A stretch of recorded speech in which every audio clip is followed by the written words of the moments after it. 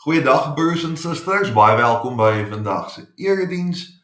Kom ons bid saam voordat ons uit die Bybel uitlees. Ons Here, ons wil vir U dankie sê vir vandag, ons wil vir U dankie sê vir dit wat ons nou gaan lees en ons wil vir U dankie sê dat U nie net vir die afgelope 182 jaar met hierdie gemeenskap 'n pad loop nie, maar dat U nog altyd met almal van ons en die mense voor ons en die mense na ons 'n baie spesiale liefdespad loop. Here, dankie dat ons van een so 'n reis kan lees vandag en ons vra dat dit wat ons daarin sien ook vir ons 'n voorbeeld sal wees. Ons bid dit in die naam van Jesus, ons koning. Amen. Ons lees vandag uit Genesis 12 en ons lees vers 1 tot 9, dit begin op bladsy 11 in die Ou Testament, Genesis 12, vers 1 tot 9. Die Here het vir Abraham gesê, gaan weg uit jou land, weg van jou familie en jou ouerhuis, na die land wat ek jou sal wys. Ek sal jou 'n groot nasie maak. Ek sal jou seën en jou naam groot maak, sodat jy 'n seën sal wees. Ek sal hulle seën wat jou seën, maar wie jou verwens, sal ek vervloek. En deur jou sal al die groot families van die aarde geseënd wees. Abraham het gegaan, soos die Here vir hom gesê het, en Lot het saam met hom gegaan. Abraham was 75 jaar oud met sy vertrek uit Haran. Abraham het Sarai, sy vrou, en Lot, sy broerskind, geneem, ook al die besittings wat hulle bekom het, en al die mense wat hulle in Haran verkry het. Hulle het vertrek om na die land Kanaan te gaan, en het in die land Kanaan aangekom. Abraham het deur die land getrek tot by die plek Sichem, tot by die akkerboom van Moreh. Die Kanaaniete was toe in die land. Die Here verskyn toe aan Abraham en sê, aan jou nageslag gee ek hierdie land. Hy het toe daar 'n altaar gebou vir die Here wat aan hom verskyn het. Hy het daarvandaan verder getrek na die heuwelland oos van Bethel en sy tente opgeslaan tussen Bethel aan die weste kant en Ai aan die ooste kant. Daar het hy vir die Here 'n altaar gebou en die naam van die Here aangeroep. Toe het Abraham al gaande verder getrek in die rigting van die Negev. Ons lees net tot sover. Mag die Here elkeen seën wat die woord hoor en ook daaraan gehoor gee. Liewe gemeente, vertroue is alles. 'n Handvol dosente van die fakulteit ingenieurswese word genooi op 'n gratis vlug. Net voor die vliegtuig vertrek, word hulle ingelig dat hulle studente die vliegtuig gebou het. Dis net baadjies en penne wat spat soos wat die dosente van die voertuig afhardloop. Een stokou professortjie bly rustig agteroor sit. Van sy kollegas probeer hom ophelp en vir hom vra of hy nie bang is dat die vliegtuig gaan val nie. Hy sê, ek ken my studente baie goed. Met partye van hulle kom ek al jare saam. Daar is geen manier dat hierdie ding aan die gang kom nie. Met koninkrykstyd is een van ons grootste vrae, waarheen gaan ons? Die kanselkleed vir koninkrykstyd is die skippie en ons vra waar daardie skippie heen seil. Ons kom kry vir Abraham die eerste keer in Genesis 11 in Noag se seun Sem se stamboom. Toe was hy nog Abram, wat beteken hogere of gerespekteerde vader. Hy word eers 24 jaar later met die instelling van die besnydenis Abraham. Dit beteken vader van baie nasies. Toe is Ismael al gebore. In Genesis 12 is hy nog Abram en hy was 'n skamele 75 jaar oud. Hy en Sarai, wat ook eers later Sarah word, moet nou trek. Later in sy lewe sou Abraham 'n baie ryk man word as gevolg van 'n leuen. Blykbaar was Sarai beeldskoon en Abraham was bang die Egiptenare vermoor hom vir haar. Abraham en Sarai sê toe hulle is broer en suster. Toe die farao met Sarai getrou en die Here straf toe die farao oor Sarai. Hoe die farao nou moes weet sy is klaar getroud, is enige iemand Sarai skoot. En dit gebeur toe nadat die farao 'n eislike bruidskat vir Abraham gegee het om met sy suster te kan trou. So in Egipte wen Abraham al die pad aan die een kant. Aan die ander kant was hy en Sarai baie kwesbaar toe hulle nog in Ur gewoon het. Daar was nie pensioen in Abraham se tyd nie, jou kinders was jou uitkeerpolis. Hulle twee was kinderloos, so hulle moes werk tot hulle dood toe.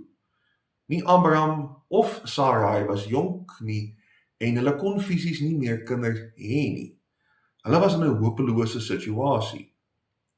So my vraag is, op grond waarvan het Abraham getrek?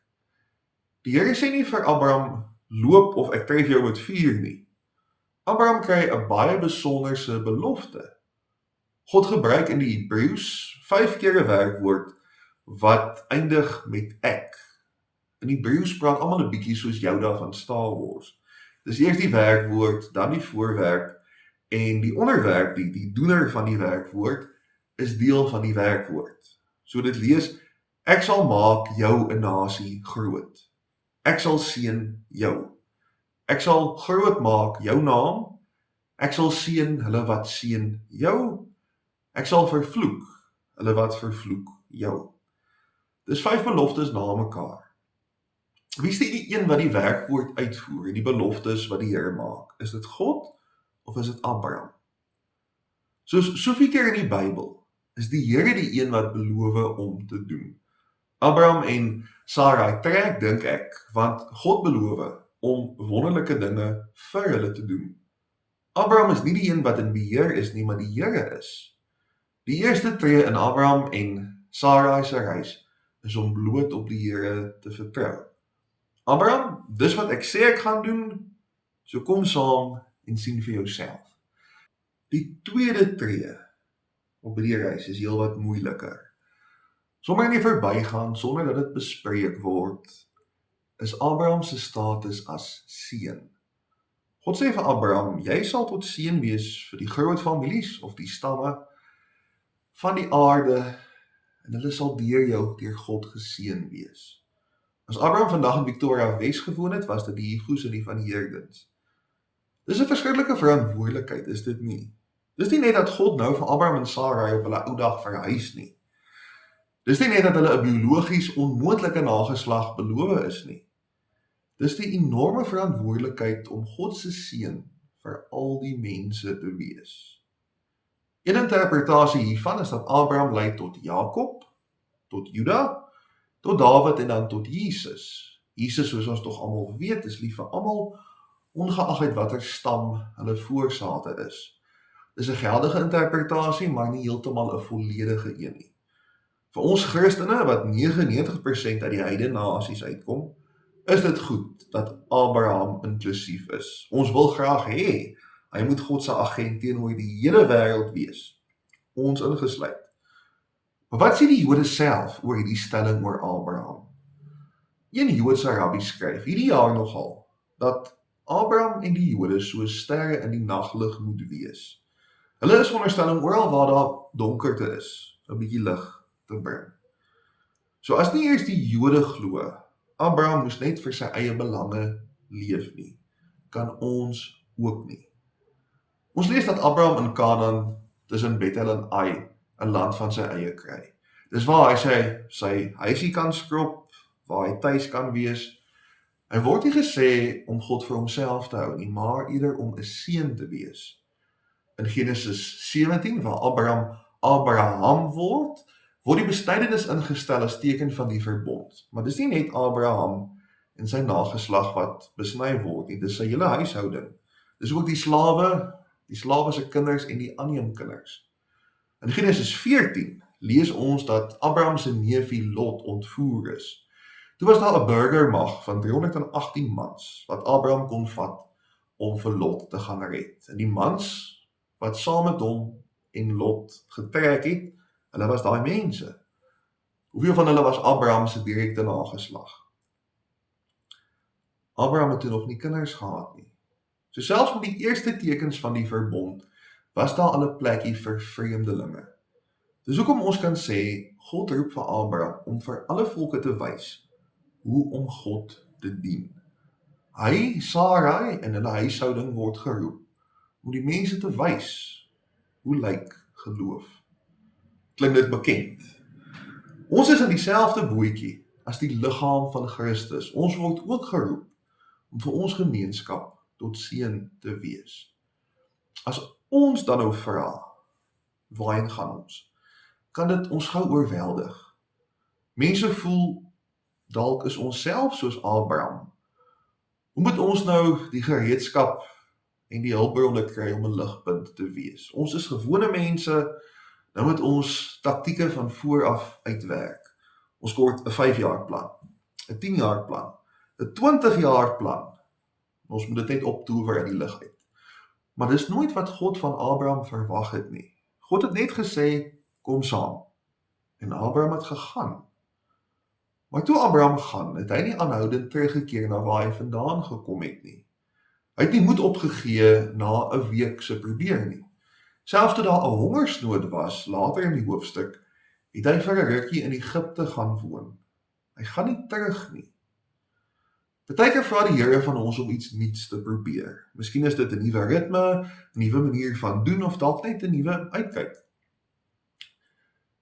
Dan is daar altyd die versoeking om terug te gaan na wat ons ken, na wat in die verlede gewerk het. As Abraham daardie roete gekies het, het hy dalk nooit Abraham geword nie. Dan het ons dalk nie eens van hom gelees nie. Maar hy was bereid, dag vir dag, bietjie vir bietjie, om die Here te volg op 'n nuwe spoor, sonder om terug te gaan. As God ons uitdaag, of ons tot 'n nuwe besef bring, dan moet ons nie terugval in die ou gewoontes nie. Abraham kon seker vir altyd in Haran vertoef het. Wat sou gebeur het as Moses in Egipte gebly het, Jesus in Nasaret en Petrus in Jerusalem? Die Heilige Gees lei ons nie maar dag in dag uit op dieselfde pad te bly nie. As die Here vir ons sê hierso, dan is dit altyd die moeite werd om te luister. Die pad na die beloofde land is dikwels nie gelyk nie, maar dit is altyd beter om op God te vertrou. Om die bestemming te bereik waarin God ons lei, moet ons reis. Wanneer, waar en soos God wil hê. Amen. Ons Here, ons vra vandag vir U, om vir ons te wys, waarheen, wanneer en hoe U ons wil stuur. Here, soveel van ons is besig met ons eie geestelike reis. Ons is saam as gemeenskap, ook op pad iewers heen. En ons vra dat U ons sal help om nie een tree terug te gee nie. Miskien dalk 'n tree na links of regs, maar om nooit weer net te verval nie. Here, want dis nie waartoe U ons roep nie. Help ons om U raak te sien. Help ons om ja te sê vir U instruksie, sodat ons ook ons doel op aarde kan vervul. Here, ons bid dat U ons sal versterk, dat U die bande tussen ons ook sal sterk hou, en dat ons die gemeenskap sal seën, soos wat U ons ook roep. Amen.